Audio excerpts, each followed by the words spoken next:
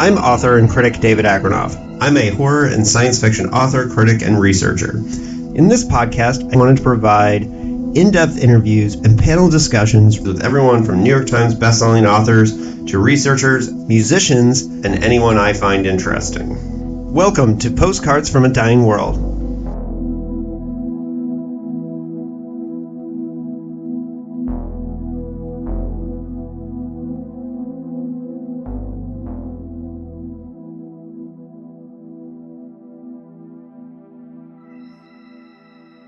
Hello and welcome to another episode of Postcards from a Dying World. We have a returning victim to my interview chair.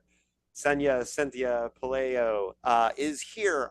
We're recording this on Pink Bean Day. This is the 51st anniversary of Philip K. Dick's Pink Bean Experience.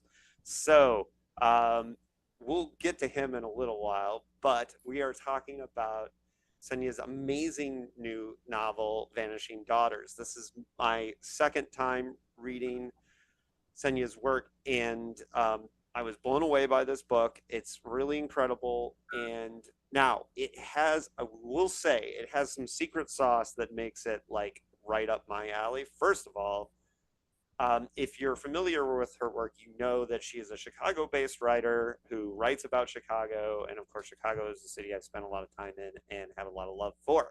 So, yeah, we'll get into that. And I have some other things going on that everybody should know about. Cynthia might be joining us for this too, but we're starting to do some, coming up soon, live Tuesday night Dickheads Philip K. Dick Hangouts, and we're going to be doing interviews for the Dickheads podcast as a part of that in the first hour of these Hangouts. They're going to happen every Tuesday at 6 p.m. and anybody can join us. So so if you're a big science fiction nerd, you might really enjoy it. Now, I will warn all y'all that the second hour gets really nerdy because sometimes the scholars will spend 45 minutes arguing about what Phil did in October 1952. And you don't have to stay for the second hour if you can't handle that. But the interviews will be mostly in the first hour. So I just wanted to announce that, to keep your eye out for that, and subscribe to the Dickheads podcast YouTube channel is one of the best places to get that source of information, because we'll be posting each week, like who's coming up this week and the link to that. So just wanted to get that out of the way. Cynthia, welcome back to Postcards from a Dying World. How exciting is it to have this book out in the world? It's it's surprising because, like you mentioned, there's a lot of different themes in this than I've explored in the past, and I'm much more. But I'm happy that I was able to have the opportunity with my editor to go there, to go where I wanted to go. Yeah, well, and we'll get into the nitty gritty of this. And I should say, we're recording this on March 2nd, but the book comes out March 11th. And this episode will probably be coming out a day or two before the book is out in the world.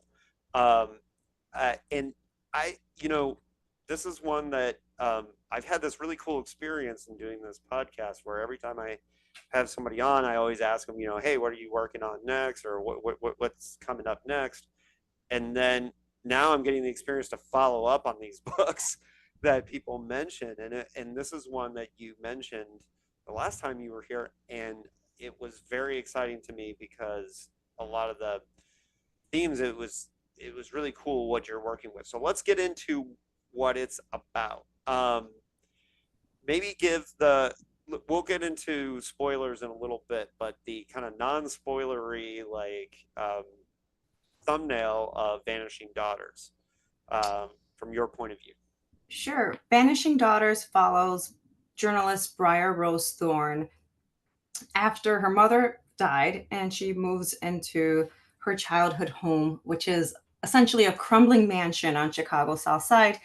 Her family had purchased it or built it when they had established themselves in the business of the actual radio devices. And so over time, of course, radios have gone out of favor. And so the money in the whole family has dwindled. The house has fallen into disrepair. And Briar is struggling with grief and the manifestations, the physical, emotional, and spiritual manifestations of grief. And through her research on one story, she discovers a potential Chicago serial killer who has murdered 51 women. And as she continues to research, the serial killer sets his eyes on her. And in order to stop him, she has to make sense of very strange dreams that she's having. Yeah, and so what part of the alchemy of all this that makes your work, um, you know, work for me super well is this Chicago history that gets tied into it, and then your readers get the fun aspect of thinking about how much is real, where's the fictionalized line, and I can tell that a lot of this is true history that you obviously are very fascinated with. Where did your interest in this like weird Chicago history? How far did that go back? That goes back to when I was a kid because growing up, I had a stay at home dad. My mother worked, and my father was a stay at home dad, which was very strange for the 1980s. Mhm. And I always remember people would comment to him like, "Oh, you're the one that like brushes her hair and dresses her, and not your wife." And my mom was working, but my dad would like take me out and we would do a lot of things together because I didn't go to preschool. It wasn't like big back then. Yeah. And so he would be at home and he would have to pay bills and you would have to go like out into the world and there was no internet. And so as part of that, he would like take me out into like the different neighborhoods and we would explore the different buildings and museums and the different parks. And he was really well versed in Chicago history as well. I don't know who exposed him to that, but then through that, when I was an undergrad at Columbia College in Chicago, I took there was back then there was a Chicago history minor you could take. And I never like packaged it up and did it officially, but I essentially took all the courses that I could on Chicago and Chicago history. I just became super fascinated with the city. Uh, Maybe it's because we have been perceived as like an underdog of sorts, like the second city, because of our standing next to New York. And I always thought that was strange because Chicago is just like a fantastic place with amazing history. Yeah, it does have a really vast and strange history as a, Midwestern megalopolis, right? And Yeah. so if people are interested in your journey as a writer, they can go back and listen to the last episode that we did together. We did talk about that. That was for your book, The Forgotten Sister. Is it Sisters or Sister? Forgotten Sisters. Sisters. And Okay. I glance over to confirm. Yeah. But that's the book we were talking about in that episode. And then if you go back and listen to that, you'll hear Senya first bring up Vanishing Daughters to me and me going, ooh, I'm excited for that one, which leads us here. But yeah, and so this, and Briar, is an important character, and her kind of background is, she ends up with a lot of the things that are, she has a lot of characteristics that you bring to the table, right? The interest in these things and this time, and but hers is mostly from being kind of forced into this situation, going back to her house. So, and I talked about this with Stephen Graham Jones when he was like, in setting up Buffalo Hunter Hunter. He also had to make sure that his narrator had, a reason to be, you know, so well versed in these things. And so talk about developing her as a character. Like how early did you see her, what makes Briar Tick be a big part of this novel? She was difficult. She was like one of the most stubborn characters that I ever had to develop because I usually can't start writing a character until they tell me their name. And I remember trying to like pin down her name and before I do like the formal outlining, I might just do like a series of vignettes or character interviews, and nothing, like no names that I applied to her would manifest. And so I was just like, okay, I'm going to put you away and I'll come back to you in a little bit. And I just started, going through and refamiliarizing myself with the various adaptations of Sleeping Beauty. And I reread the Grimm's Little Briar Rose. And as I was taking notes, I just like literally heard her voice. And I said, "That's it, huh? You're gonna be that on the nose. Your name's gonna be Briar Rose." And so um, once I got her named, she pretty much just was easy to write.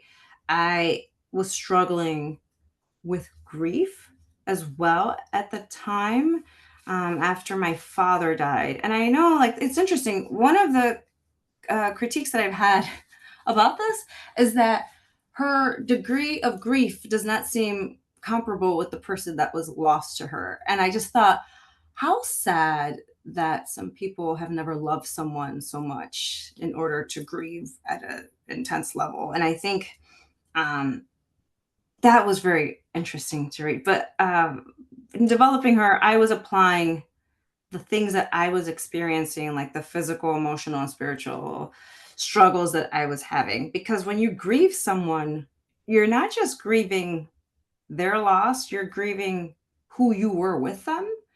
And Yeah, so I was grieving a part of myself as well that yeah, would never exist. So I think that just compacted it all.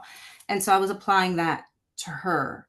And then with the weight of taking on this massive house, which you would think inheriting a home is wonderful, but if it's in disrepair and it's leaking and you are on a freelancer journalist budget, that's a massive amount of stress. So I think that, and then the pressure of kind of uncovering, I think there's a serial killer at play here within my neighborhood, and authorities aren't really doing anything about it. On top of grief, on top of other things, just kind of created this world, this torrent of emotions that I was able to tap into.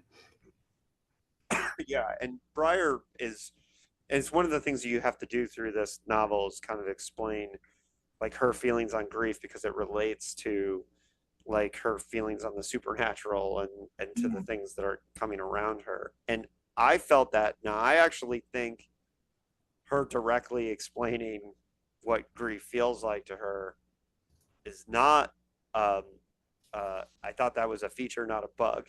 And one of the reasons why is because, and I'll give a personal example, is I work with a lot of younger people, and I, you know, I was talking about I had recently not a super close friend, but a friend passed away in the last week, I'm and, sorry. I mentioned to one of my coworkers that I just found out, and I realized that over the last year, I've mentioned to this young coworker like three or four people that I've known. Oh, so and so passed away, and she was like, "Wow, you know a lot of people that die." And then I looked at her and I was like, "Well, I'm much older than you," Mhm. and so and what I realized in talking to her was that she had never lost anyone super Huh. close to her. She's like 23 years old, never lost anyone really close to her, and had no idea what it means like to lose someone, either like a friend or family. She just didn't have any idea of it. Yeah. And so I think, those of us who have had a lot of loss in our lives, I lost my mother when I was young. So I That's tough. know a lot about that. But I actually thought Briar explaining these things, and how she feels about it is important for explaining who she is as a character. So I really appreciated those parts. I thought they Thank were you. important. So on that note, um, the killer in this story is introduced early, and but we really don't know much about him for a reason, right? And so, but how early in the process? It seems like this killer was an early part of the process of this book, right? And the idea. Ah, you're gonna love this part. So when I originally wrote it, I wrote it as a detective novel with a heavy emphasis on the investigation aspect to catch him. So there were no that is chapters. very different. It's very, very different. So there were no chapters of from his perspective. It was the detectives from Forgotten Sisters. I kind of brought them back, even though they're a little bit there as well. So these were detective chapters, and when I gave it to my editor, so after I wrote it, I was so scared to share this with anybody. So I didn't share it with anyone until it was completely done. And then I sent it to my editor, my agent, and my husband, who are always the first people to read my work. And then I ran and hid for a week until I got the first response. And the first person to respond was my editor, who said, I loved it. I cried, but I have some ideas. And I was like, of course, because she's been absolutely brilliant in helping me kind of bring out better elements of my writing. And she was like, let's bring the serial killer aspect out. I've never written a serial killer perspective like that. And I panicked.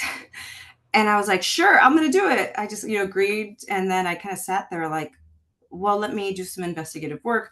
Who are some prime serial killers in literature? We're going to think of like Hannibal Lecter, um, you know, Dexter, who's a serial killer that catches serial killers. And I went back and I reread those, but it wasn't his voice. Like it didn't have his essence. And then a friend recommended I read Joyce Carol Oates' Zombie. And I couldn't even finish Zombie. I had to get it out of my house when I got halfway through because the serial killer voice clicked on in my head. And I was like, I've had enough. I found my serial killer. And so that was where his voice started kind of really rushing at me. Well, and that's really cool to hear that too, because Stephen Graham Jones and I've talked about this, um, like he doesn't shy away from talking about his influences, right? Like and saying like, for example, that he, read a whole bunch of werewolf novels before he wrote Mongrels, and like he was just like he wants to luxuriate in the influence of the genre, right? And I love that. And Yeah. so I love that you had like one book where you were like, she did her thing. I see what she did, and now I got my thing. I know what I'm gonna do. I actually really love that. That's a Yeah. very cool story. And and if anyone wants to read a really intense serial killer, this is like her adaptation or her influence by Jeffrey Dahmer. And this is one of the most chilling serial killer books I've ever read. And again, I couldn't finish it. I had to get out of my house. Yeah. Well, and we're gonna have to save some of this for spoilers, but Yeah. Chicago has uh, a very unique history with serial killers as well. Yeah. Two very famous serial killers that immediately come to my mind are Chicago related, and of course Ed Gein wasn't too far up the road, Yeah. The either. Um, Midwest has its history. Yeah. yeah, and we'll get to that in the spoilers because that'll be a fun discussion. One of my favorite reveals in the book. But I don't want to ruin that for people who haven't read it yet. So one of the things that I think is really cool is that um, by doing these fairy tale like themes, you get like a whole nother aspect of um, like vibes and things that you can play with that become a part of your style. How so? This was always sleeping like a kind of a Sleeping Beauty retelling. Like that was part of the initial idea. Yes, it was always Sleeping Beauty, but I wanted to really explore all of the variations a bit more here, and particularly Charles Perrault's Sleeping Beauty in the Wood, because we always assume, or we always, with the Disney version, is that Sleeping Beauty awakes because the prince gives her a kiss, and that's not how the fairy tale ends. Sleeping Beauty awakes because the 100-year curse is lifted. 100 years go by, and so she just saves herself. It was no one involved. Yeah, absolutely. Now, one of the this is a thing that's going to bring this novel in with tie it to Forgotten Sisters, I think, and like the Senya universe as it's building, Yeah. here in Chicago. Um, the idea of the thin place is very cool concept of the and I feel like I lived in one of those once. Um, a building that or a house that eventually got torn down, and I just biked past it the other day where there's a big ugly apartment building where this house used to be. Wow. And I every time I ride by and see that building, I wonder, In San Diego? yeah, I wonder if that thin place aspect of it um, was destroyed when the building was destroyed, or if But Very I was fast. thinking about your book when I rode past it because I was thinking of the concept of thin place. So tell me where this came to your mind. Is this the first book, or did you mention the concept of thin place in Forgotten Sisters? I don't think you did. I think this is new to this one, right? It was really much more explored in this one. If it was even touched upon in Forgotten Sisters, it was probably just one line Yeah, that was hinting at the existence of one of the sisters.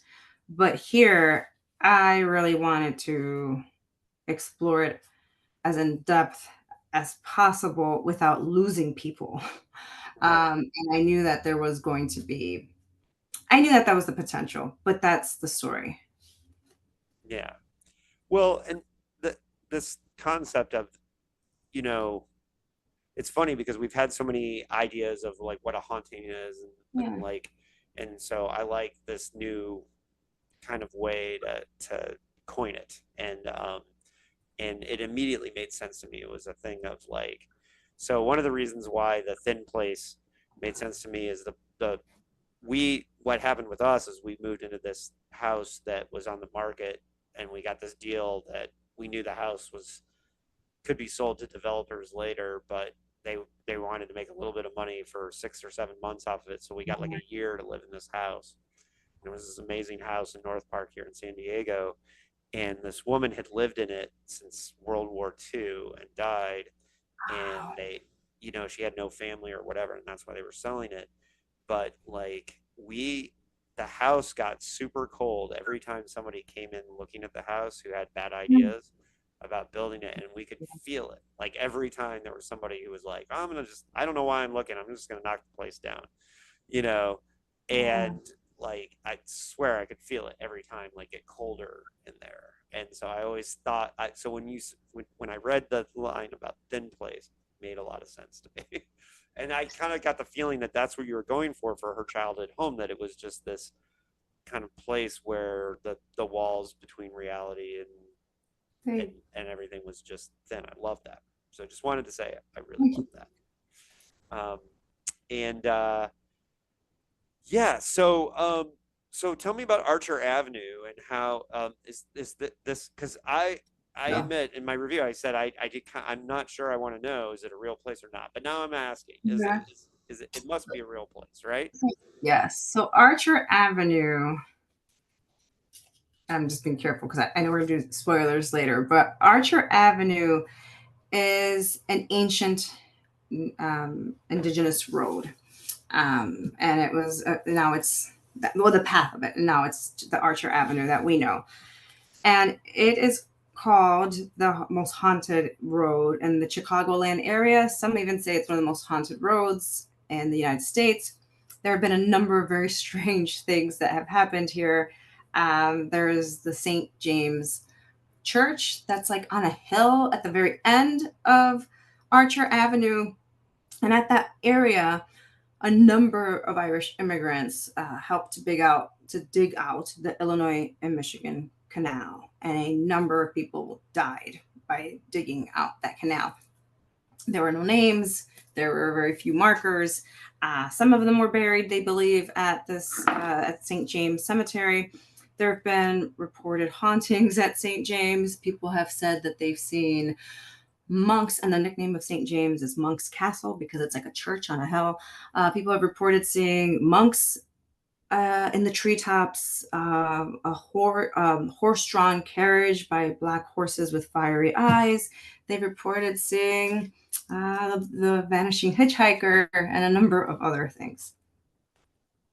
Yeah, that those places, they become like, um, and I like to write about, slightly fictionalized places because I think, first of all, I love like diving into the history of all those places, and I also think that it's good storytelling to involve places that uh, your readers can like explore and go to. Like they can go to these places if they're, Yeah.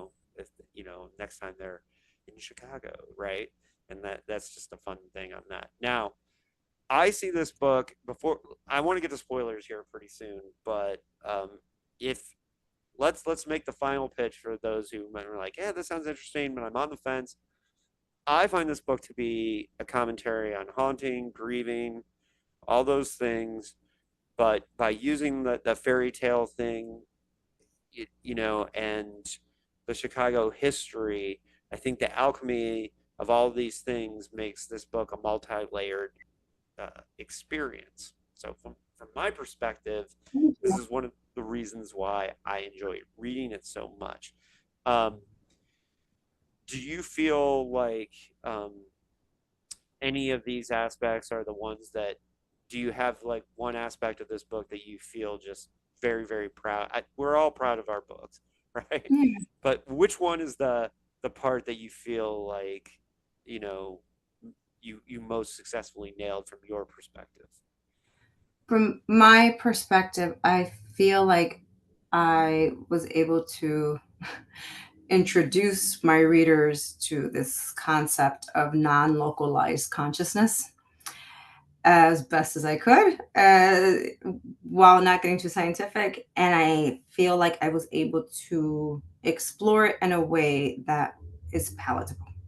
Yes. And I will say, because that is obviously the part that is very Philip K. Dick inspired, that I intend to go much deeper on that when I interview you later in the month. Okay, cool. But yes, this science fictional aspect of it, and I was not sure if you wanted to hold that off for spoilers, but that is the part that I think a lot of my dickheads out there will really enjoy, because it's very clear that um, you're kind of playing with the same power chords that Phil was with the Half Life stuff in Yeah. Ubik, and the idea that there's this consciousness we can connect to. Now, Phil used to claim that he had this, because he would make up these stories to like greatly exaggerate like the importance of his novels, and he told this whole story that the Soviet Union contacted him and said, you figured, we can prove that you were right about the afterlife, and of course I'm sure it was all bullshit, Yeah. just like a thing he told interviewers. But I think this idea um, that there is this scientifically measurable thing that um, that these spirits give off makes it a very unique part of this book. And where did that was that totally from? Now, did you have that idea and then read PKD, or what was what Uh, was the process in that? so Because I you had, told me last time Ubik was a yes, big influence on that. I told you, yeah. I so Ubik was a big influence, but are we going into spoilers now? Do we want to go to let's go to Let's spoilers? go spoilers. Okay. Yeah, okay, so everyone, this is your warning. Yeah. Go read Vanishing Daughters. So here it is, my copy. This is a hardcover though, the release, right? Or is this? We're doing paperback. Oh, Yeah, it's it's on paperback. Oh, okay. Well, then it'll be eligible for the Philip K. Dick Award. So yeah, it has to be a paperback to win the Philip K. Dick Award. So uh, um, so, we're in all right. spoilers. All right, I'm gonna go for it. So Ubik, of course, is massive influence. Philip K. Dick as well. But uh well, I am I'm trying Go to for it. Go I'm just for gonna go it. for it. Okay. You're So in a I safe space started here. I'm in a safe space. We're friends. So I started a really intense meditation program back in 2019. And for a number of reasons, life, right? Managing life, and then so on. And so one day, I kind of stumbled upon this thing called the analysis of the Gateway Program, and how it was a CIA paper, or that a document that the CIA had declassified, and discussing this program called the Gateway Program. And I was floored and fascinated by it. And so, Gateway is real. It's a series of meditation that are said to help an individual transcend space and time. And it's real. It was developed by Robert Monroe. There is the Monroe Institute. And the videos and the online stuff was all very sensational. As you can imagine, when anything goes viral, went viral on TikTok a few years ago. People were like, the CIA have proven that they declassified this, and you could find the document. It is the analysis of the Gateway, and I was completely fascinated with it, and I tracked it down, the Gateway Program, and I incorporated it into my own meditation practice. So it is part of my day to day meditation. And it is essentially um, practicing presence, stillness, and the order, and for the ability to tap into what many people claim is like the absolute state of rest or consciousness. Well, This is real. yeah, yeah. No, no. And this is for my listeners and for people that are really into Phil. Like he got into it in different ways, but like that whole thing with the Soviet Union. How much of that is Phil exaggerating or telling stories or whatever? But No. he believed a lot of um, you know, a lot of his fiction he believed was tapping into alternate realities or other universes. That's why he argued with people when they would say like, "Oh, we won't be on Mars in 1994," and then he'd say, "Well, in this universe they are," you know. And then he didn't care if it didn't make sense for our universe, kind of thing, So right? the reason there is the airplane incident where there's a plane crash, in that plane crash, which is a real plane crash that happened here at O'Hare Airport in the 70s, on the plane was one of the top researchers of human consciousness at the time, Itzhak Bentov. And Bentov had said as well that various governments, it's just funny that you mentioned Russia, various governments were reaching out to him to ask him how he was aware of all of these different modes to tap into. Well, and I'm familiar with that particular researcher and him being on that flight because one of Phil's very good friends, Bill Surreal, who we've had on our podcast a bunch of times, who's still with us. Bill, uh, Bill brought that up to me, and in relation to Oh, Geneva Bentov, cool. yeah, yeah, Cool. yeah, and This is why uh, we're friends. We geek out on the same stuff. yeah, well, and Bill's a person that when I'm like, if there's like a deep cut joke about classical music or jazz or whatever in Phil's writing and I don't understand what it is, he's the guy that I send messages on Facebook. I'm like, what is he talking about? And but so and he's very into uh, transcendental meditation and all that. I actually had the experience of one time Bill sending me a message on Facebook and saying, "Hey, I'm going to a medium tonight. Is there anything you want me to ask Phil?" And I was like, Wow. no, no, dude, he's your friend. You do your thing. And then it was funny because he did tell me he was like, "Oh, that medium was full of shit." He's like, "I'll let you know when I find somebody who's better." Well, And and so it's interesting because he was the one that mentioned that flight to me. So I don't even remember the context. I just remember him mentioning so it. that's why there's so much in here about the radios and frequency, because all of us well, many of us have heard about like binaural beats, right? You listen to Yeah. certain frequencies, like there are certain frequencies that you will play if you want to heighten your focus, or there are certain frequencies that you'll play if you want to go into theta to get deep sleep. And so a lot of this, out of that, this what we know about binaural beats and frequency comes from all of that, comes from the Yeah. gateway and And, comes and, from Bentov. Yeah.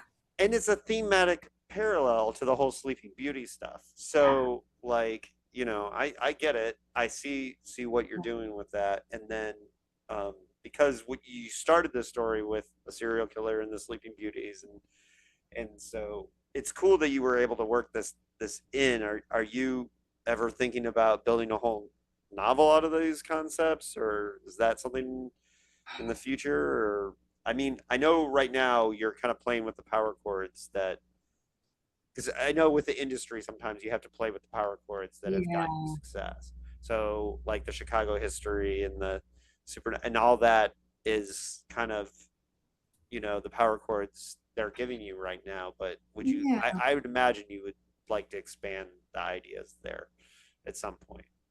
Like, I mean, I'd love to. I'd love to. I mean, there's I mean, Blake Crouch did something. It was based in Chicago too that deals with like the multiverse. Was it the one that's it's like an Apple TV? dark matter. Yeah, Yeah. Dark Matter. So he kind of like I think many of us are familiar with this concept of like the multiverse and manipulating your reality and how everything is just energy. And what you were talking about with the house, it's just like well, scientifically we know energy doesn't fade away. Energy is energy. It's there. It just kind of like transforms itself into some other type of mode. Um, and so a lot of these ideas or overall concepts have been there. I just kind of wanted to show people that, hey, the government has researched this and they have confirmed, these types of theories and ideas, the power in them. I would love to kind of explore. I mean, I just want to be able to explore whatever I want to explore. I think generally, Yeah. I know I'm kind of put in the bucket of horror, and I've kind of been pushing back against that a lot lately because I feel like a lot of the concepts that I'm playing with really transcend just a single genre. But I would love to kind of be able to Well, explore this. now, Senya, we all feel like we transcend genre Yeah, like all the time. So, yeah, I yeah, mean, I think we all do. yeah, As somebody who, you know, I'm always telling people like Jeff Burke and I from who used to run Deadeye. He and I used to argue all the time because he's always trying to narrow horror, and I'm always trying to expand horror. Like to say like, yeah, I personally believe there's a lot more. Because he's constantly saying this movie or this book is not horror, and I'm always just like, stop it, stop yeah, it. So one of the reasons why, for example, like I made a point of, even though the book says a thriller on it, of pointing out that I said it's horror is because of my wanting to extend the yeah. yeah. Right. But that's a personal thing. But on that note, um, so one of the things in spoilers, one of the things, okay, the big reveal towards the end about the killer, and the reason why we don't really get too much identifying stuff about the killer early on, um, is the reveal of you know his origins and the connection Mhm. to, of course, one of the most infamous Chicago serial killers. And so I love the reveal of the connection to H. Holmes. How Oh, early in the process was that? that I had I didn't know it was going to happen until I just kept I knew I kind of wanted to touch upon H. Holmes and how Chicago has had this history with serial killers. And as I was writing, because remember, it was a detective book Yeah, at first. And so as I was writing him and I was writing his chapters, I just remember sitting back like, holy shit, you're H. Holmes's kid. yeah, And then I thought, well, how can I make that possible? And I was like, hey, we can transcend space and time. And so that's sort of where I took that power of Gateway, being able to transcend space and time, manipulate energy, and just kind of go for it and give my explanation on how that was so, which is far fetched, but it's fiction. yeah. Well, and that's one of the things that makes this book science fiction, really. Like, Yeah. and sci-fi horror, and Yeah. it's funny Like, that because I avoided calling it that as, you really, in the sense of what I thought it was spoiler wise, but I also think in retrospect, it's probably okay to call it science fiction because I really think it, yeah, I really think it falls into that. I mean, I touched on, and I'm with the discussion about energy and energy manipulation and gateway. I also mentioned Red Gate Woods, which is a real place and which is, in fact, where the world's first nuclear reactor is buried. The world's first nuclear reactor is buried right outside of the city of Chicago in Red Gate Woods. There's pictures of Albert Einstein out at this place. And so, what I wanted to say before I talk, but I didn't when we were talking about Archer Avenue, is supernatural sightings and activity spiked in the area along Archer Avenue after the nuclear reactor was buried. So I made the argument of, here's this device that's meant to manipulate energy. You bury it in this road, along this road, and all of a sudden we've kind of kicked up all this energetic material. What's happening? So well, and how many digital signals do we have flying around us right now? Like, I get made fun of because I don't like the idea of Bluetooth headphones for whatever reason. I just like give me a freaking cord. yeah, I Um, have my corded one. I like my cord. Honestly, if tangent, I think the sound is better on my corded ones. yeah, well, Yeah. I can't really say because I've always stuck with my cord, but what's funny is that because the all kind of electromagnetic energy of our Wi-Fi world, like we have no I like for those of us who believe in like energies of the universe and Mm. all that stuff, like it constantly makes me wonder like how much we're manipulating like the fabrics of our reality, and maybe that's why our timeline has gotten so fucked up There's lately. a lot of, I mean, at some point we have to sit back and just think, okay, realistically, we're energetic beings. That's realistic. Everything around us, though, we have so many of these energetic devices doing these things that we thought were supposed to essentially make us happier. And are we happier? I feel like we're more disconnected. There's a number of issues that are on the rise for a variety of reasons. I don't know. I can go on a tangent about that. So I kind of agree. There's stuff. Yeah. Now, one of the things that I really like, there's a part where Breyer is talking about, is kind of musing on haunted houses and says, what makes a haunted house? People, a person dies, and like, I kind of like personifying the ghosts in this is, I really liked that part. I just really Okay. appreciated that part. Was I overreading that, or was No, that? that was 100%, and it was. I mean, beyond being proud of talking about non-localized consciousness, I was really proud that I was able to say, "Hey, a lot of the folklore around vanish or the the vanishing hitchhiker, or like the weeping woman or the woman in white. These are very often women, and so I kind of wanted to make that connection of we what if these women, these ghosts that these dead women that we then turned into urban legend, we're just kind of like re-victimizing them because who was the vanishing hitchhiker in this particular book? It could have been a real woman that was murdered, and maybe that's what happened. People just kind of even they believed that they saw something or or whatnot. But I wanted to talk about the re-victimization of women after they died. Yeah. And I could go deeper on the Ubik thing, but I'm going to save that for our next discussion. Yeah. Um, but you know, I think one of the things that's really delightful about Vanishing Daughters is that you have these 51 victims of this serial killer, but when you talk about the haunting thing, for example, it tied into me, like it gave like kind of a weight to it. Wasn't just a number to me, it was like a thing that I thought about um, as I was reading this. But And it also did seem like you were having a lot of fun, um, or maybe freaking yourself out writing those serial killer chapters. So I like, was. Yeah, I think I remember at one point my husband's like, "These are disturbing. You did a good job." I was like, I kind of freaked myself out writing them. I don't think because I don't think my writing is. I don't think it's like dark or like I don't know.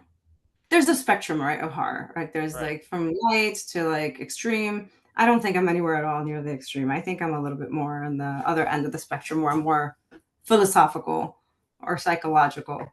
And so when I have to tap into when I have to tap into somebody's psychology that is disturbing like that, it's upsetting because there are people that there is no reasoning with somebody that kills people. There is no understanding them. They're a monster. Now there's some books that I read because I think what you do that makes great horror is less that, like if you read Pet Cemetery, that's a really terrifying story, right? Especially for parents, Yeah. right? And I don't think of Vanishing Daughters as being something that's like in that league, but what I think it is in the league of is the books that um, league is the wrong word. I think that I because what I think what you do is you create this kind of creepy connection to history.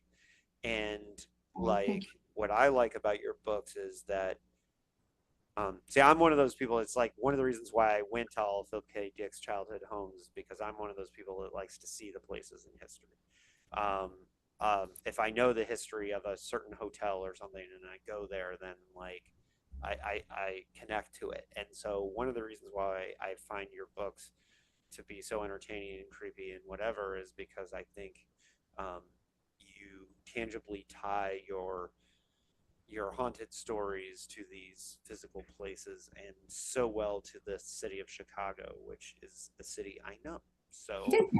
Yeah. I think that's one of the reasons it works so well.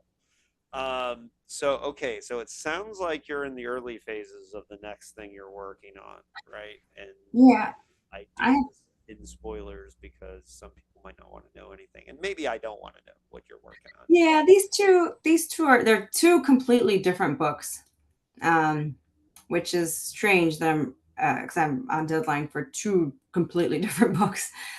So they're interesting. One is historical. It takes place in World War II. So that's interesting. And then the other one is That's my era. fairy- yeah, and the other one's a fairy tale. So they're both fairy tales. So we'll see how they are playing out. I mean, I think there's just a lot of like big ideas and concepts and historical events I really want to touch upon and play with and have the freedom to do so. That's great. That's great. Well, we will talk again soon, so people keep an eye out for that. Um, and uh, what what I would, I think at this point people have, if they've made it this far, they've already read Vanishing Daughters. So I'm gonna also put a plug in for Forgotten Sister, The Forgotten Sister, which was the first book that I read, and your first novel is The Children of Chicago, right? Children of Chicago, I need and to. yeah, they're being re-released this year. So Children of Chicago, The Shoemaker's Magician, and those are called the Chicago Saga. And then Let's Korea is like a short story collection, but those three will be released this year, and there'll be announcements soon. All right. Well, maybe I will wait for the new edition.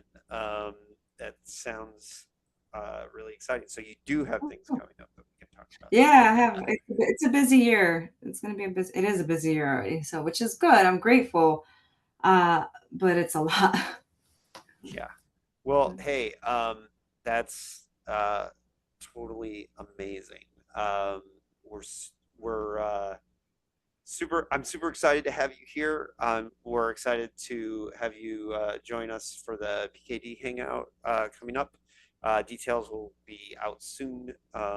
We might have to move the date around because we're trying to work on another couple guests. I Part of the idea is that there are a lot of horror writers, not just Josh Mallerman and yourself, but like Lisa Morton's another one who Oh, has spoken about Ubik as being like a big influence. And so one of the things that I want to do is to because it is a science fiction novel, but to relate to people that there's a lot of reasons why horror writers are gravitating towards that book. yeah. And you should also be gravitating to the Three Stigmata of Palmer Eldritch because I consider that a horror novel as well. But on that note, everybody, I'm not sure who I've got coming up here, but pretty soon we will have the Science Fiction Hall of Fame series episode on Cordwainer Smith's Scanners in Vain. And if people don't know Cordwainer Smith, he was an amazing science fiction writer who, that's a pen name for a guy who worked for the State Department and in the 50s, and he actually wrote the history of psychological warfare under his real name. So fascinating guy. So definitely check out Cordwainer Smith before the next episode, folks. And Senya, is there any parting things you want to say? Anything I missed? No, just thank you. This is fun. I'm looking forward to talking about Ubik and various states of consciousness when we all hang out because that's, and then maybe we could talk about like meditation because that's such a fascinating topic for me. Yeah, and then we'll have the whole discussion about whether it's Ubik or Ubik. And Yeah. you know, Phil never gave a definitive answer. I was going to ask, that's what I've heard. Yeah, So I he felt like played around with it. He said both at different times, and he says the French, the French pronunciation is Ubik and not Ubik. And so obviously joking around about that. so he left us something to kind of debate over. Yeah, you know, because people will tell you sometimes I say Ubik, and a lot of people like will correct me, and I'm like, there's no right answer.